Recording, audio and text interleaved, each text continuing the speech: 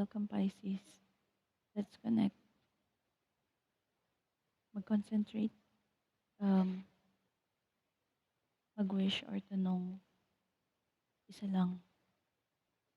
Habang sinashuffle ko yung cards niyo.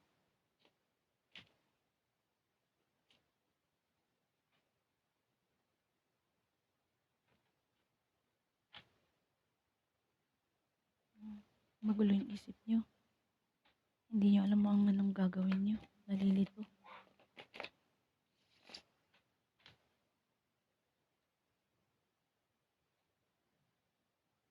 Dahil may judgment. Ewan ko ano yung galing yung judgment na yan. So, hindi niyo alam gagawin dahil sa isang nalaman niyo. O isang decision about sa work o sa bahay o sa buhay. Naboboring na kayo. Talagang litong-lito kayo, guys. Tingnan natin kung anong dapat gawin. Let's dig in to see where this goes, guys. Mag-concentrate, kunyari kayo yung, isipin nyo na kayo yung um, ng cards bumubunot. Meron kayong celebration, may cause for celebration.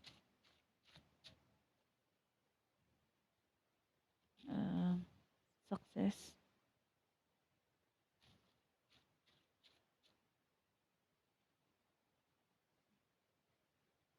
May naisip kayo na or news about sa success nyo.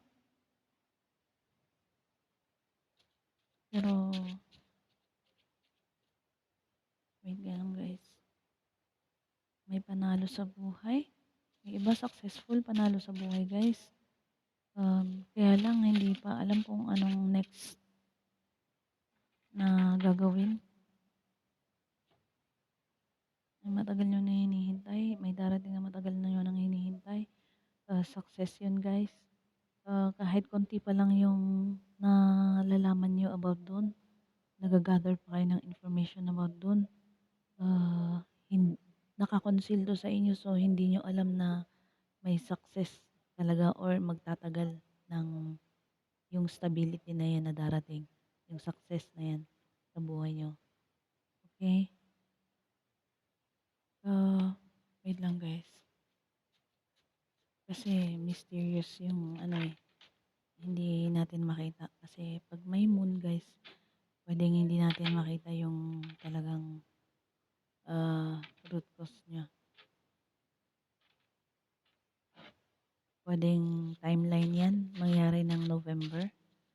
Guys, yung success niya na yan na hinihintay, paparating. Okay?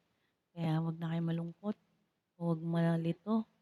Gawin na lang ang tamang dapat gawin. Kumilos din, guys.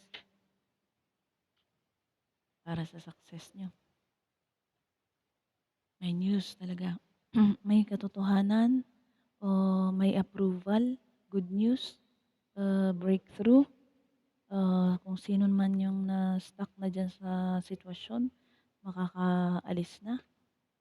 Kung sa financial yan, guys, makakaalis na, hinihintay nyo lang.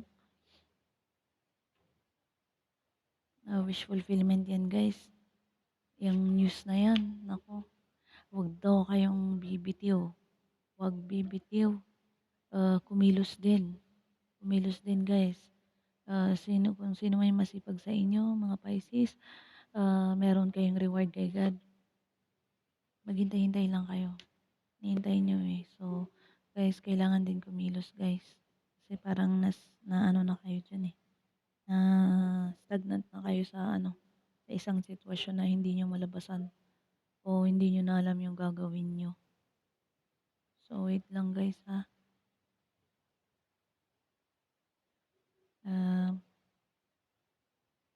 Wait lang, guys. Ito eh. Mayroon kasing kailangan kong i-calculate. So, guys, si God ang may bigay sa inyo yan. Sinabi niya, huwag kayong bibitiw. Meron kasi kayong ginagawa na napapagod na kayo. Huwag, nasa huli na kayo. nasa huli na, last blow na lang. Ma-achieve niyo na yung ano niyo, may achievement na kayo, ha? Huwag kayong bibitiw, please. Yung iba kasi pasuko na, eh, pasuko na. So, ano, kailangan lang i-pursue niyo yung pangarap niyo. Kahit financial yan, love life yan, i-pursue niyo.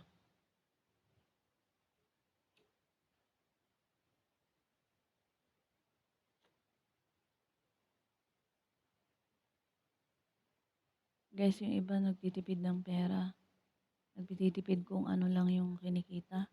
Minsan nagkukulang pa guys. Yung iba kahit anong gawin, walang nangyayari financially. Guys, konting ano na lang guys, pagtrabahuan nyo. Kung ano man yung ginagawa nyo ngayon, yung iba dito guys, parang katulad ko rin, naguhula or something na, ano, may telepathic, ano siya, uh, may telepathic siya, something na, out of this, ano, realm, parang nasa ibang dimension yung mga ginagawa niya, spiritually, ganyan, may success yan. Yung iba naman guys, alam nyo na meron darating sa inyo, kaya lang dinideny nyo yung sarili nyo, yung paniniwala nyo. Wag nyong gawin yan guys. Meron din guys na paparating sa inyo, lover, na paparating sa inyo. Hindi nyo alam yan habang nakapokus kayo sa inyong kaperahan o pagtitipid nyo. Makakaahon din kayo sa kahirapan guys. Ha? Makakaahon din kayo sa kahirapan. Matibay naman kayo eh. Kaya lang wag pa iralin nila masyado yung emotional. Kasi diyan kayo pwedeng masira. Wag masyadong mabait. Wag kayong laging sacrificial lang para sa ibang tao guys. Kasi ganyan kayo eh. Mapagbigay kayo. Mag-ano rin kayo sa sarili nyo ha. Balang siguro araw eh mag-success talaga kayo sa buhay at makaahon kayo sa hirap.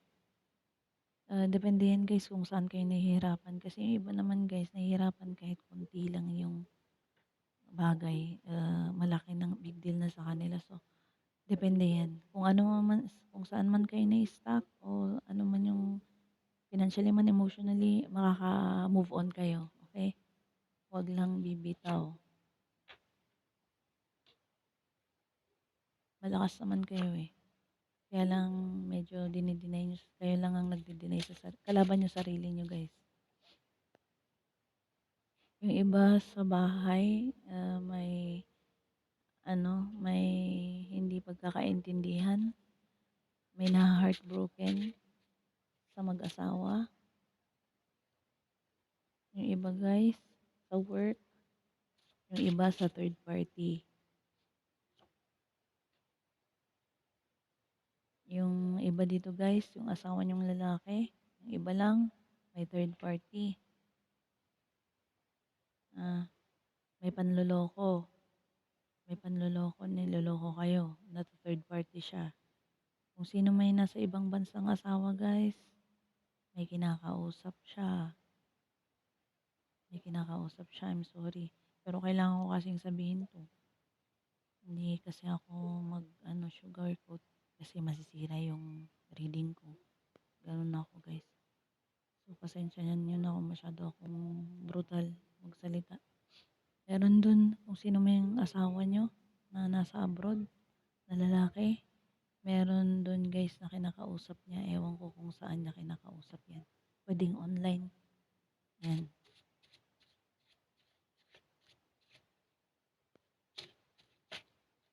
Yung iba naman guys, ibang nasa abroad, baka nagkasakit yung asawa nyo. Yung iba, baka nagkasakit yung asawa nyo. Bad news yun. Sa work niya, habang nagwo-work siya, na disgrasya siya. Slight lang naman guys. Pwedeng yun ang kinakalungkot nyo or third party.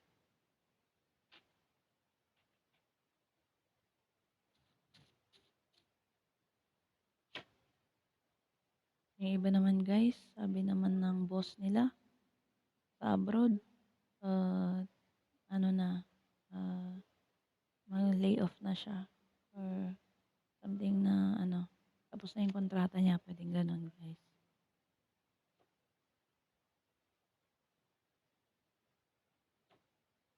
Kahit masipag siya, 'yan.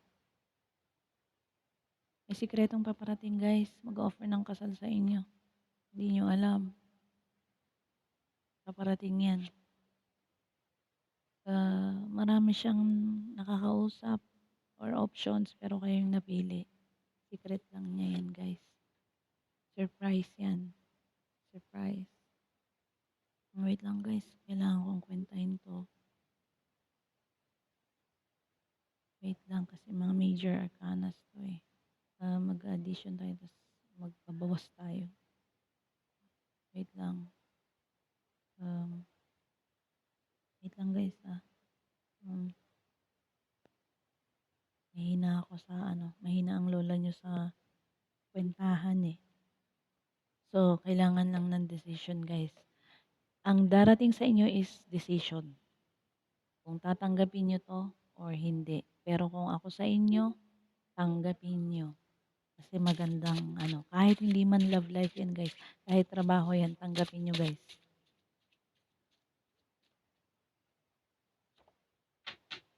Kasi 'pag nagbasa ako guys ng cards, hindi lang puro sa love ang nakikita ko.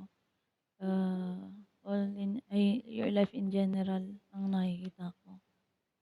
Hindi lang puro love, kaya lahat-lahat samot-sari ng pangyayari nandito na. Yung iba guys, may nag-iisip sa inyo na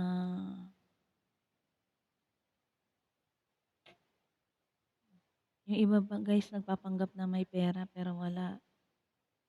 Ah,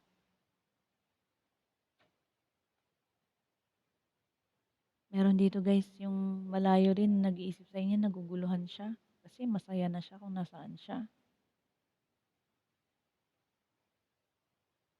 Guys, 'yan.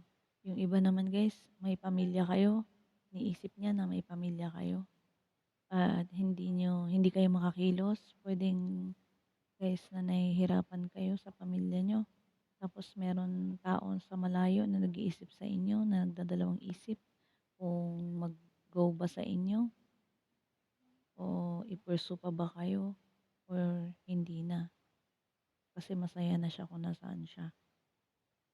'Yun guys. Meron naman guys yung iba, kasal, ah meron nagkakagusto sa'yo sa malayo, hindi naman puwedeng abroad, puwedeng hindi, basta hindi niyo kasama, malayo sa inyo. Wala lang kayong magawa dahil siyempre kasal yung isa sa inyo. Pero masayang-masaya 'yan guys, yung taong 'yan tuwing nakikita kayo yung nasa malayo.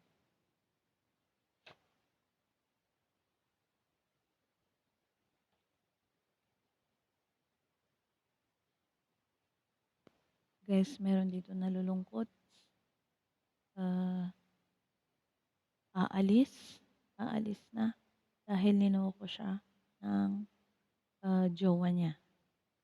Puwede rin guys sa trabaho nagkalokohan, may lokohan doon. May hindi pantay-pantay ang pagtingin ng boss o unfair ang boss.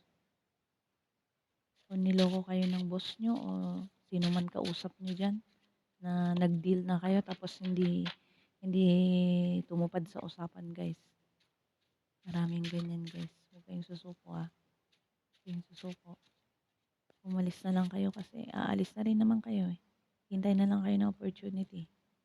Pero yung iba diyan gaganti guys. Ewan ko kung sinong gaganti sa inyo. Kayo ng bahala diyan guys.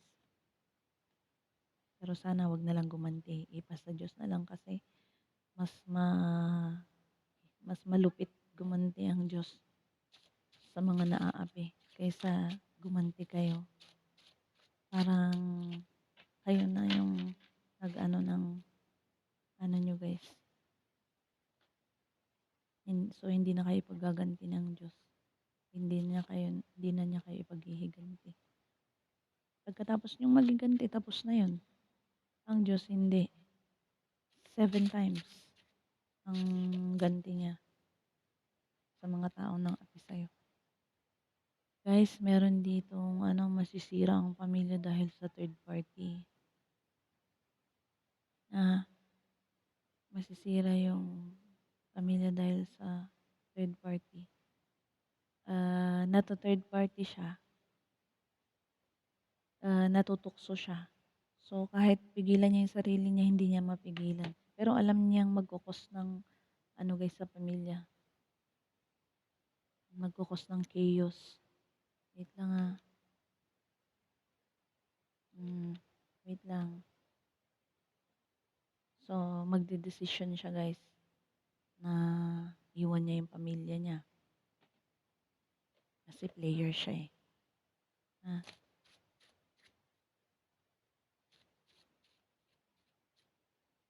Kung kayo yung player, huwag niyo na lang gawin. Kasi may mga bata, mga pamilya kayo. Yung iba naman sa inyo, kung sa inyo to gagawin, Pisces, hayaan mo na. Hindi yan, although guys, siya yung nagpo-provide ng nakakatulong siya sa financial. Basta yung mga bata na lang, bahala na kayo guys. Kung pwede nyo pa rin naman yan maayos. Pero kung di niya mapigilan, bahala na siya. May stalker kayo guys, isang lalaki, stalker nyo, na meron kayong guys, nakaraan. Pwedeng kababata nyo lang, may past life kayo.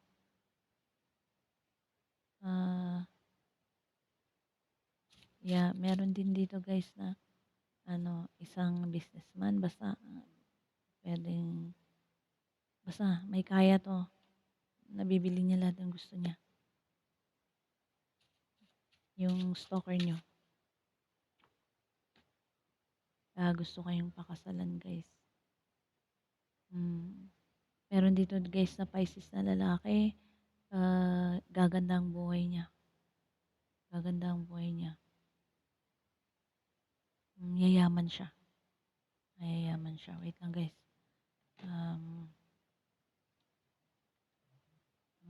Wait lang. Guys, may saswertihin dito. Pwedeng manalo sa lottery guys, or something, casino ganyan, pero hindi ko in-encourage siya. Pero may Pisces dito na makikita niya na panalo siya. Ma-witness niya, siya mismo makaka-witness. Pwedeng 6 days, 6 weeks, 6 months. Ika 6 months ganyan. O nangyari na to. Kung hindi pa to nangyari, mangyayari ito. Yan guys. Basta pupunta siya doon sa may 2 pillars. Ewan ko kung ano yung may nakikita kong pillars na 2. Doon niya kukunin yung panalo niya. Wait lang guys. Wait lang guys, may nagpapatugtog. Baka maano ako. Yan guys. Baka may uncle kayo o tatay nyo o asawa nyo lalaki. Panalo yan sa game of chance. So, ingat-ingat yung mga anak nyo o sino man na mas batang babae o kung sino man yung batang dalaga, ganyan. Pwede mabuntis. O kahit hindi dalaga guys, maaaring mabuntis na naman. Lalaki yung anak, 2 months, 2 days. 2 days, 2 weeks, 2 months. Yan mabubuo. Kasi palagi. Siguro sinasadya. Pero good news sa mga lahat na na mabubuntis sa inyo. May dalang swerte yung bata. Wait lang guys.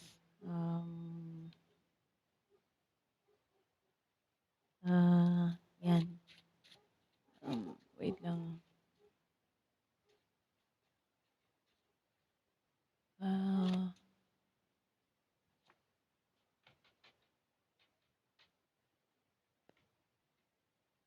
Wait lang guys. Yan.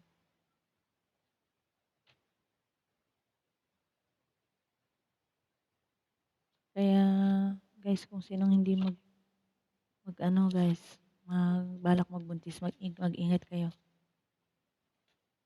Guys, meron din dito na ano, dalawang lalaki pinag-iisipan ng isang babae. Kung kayong nag-iisip sa dalawang lalaki, kung sino yung mas mahal nyo, eh, kayo na lang ang bahalang pumili dyan. Kasi yung isa may fortune, yung isa love lang. So, kayo na lang yung bahalang ano dyan, timbang. Yung isa mahal na mahal kayo, yung isa pasikat lang, pero may ibubuga naman kasi siya sa buhay niya, kaya pasikat siya. Ay, nako. Kayo na lang diyan bahala. Hindi naman perfecto yung tao kasi guys, yung iba love lang may offer talaga. Pero nasa inyo yan.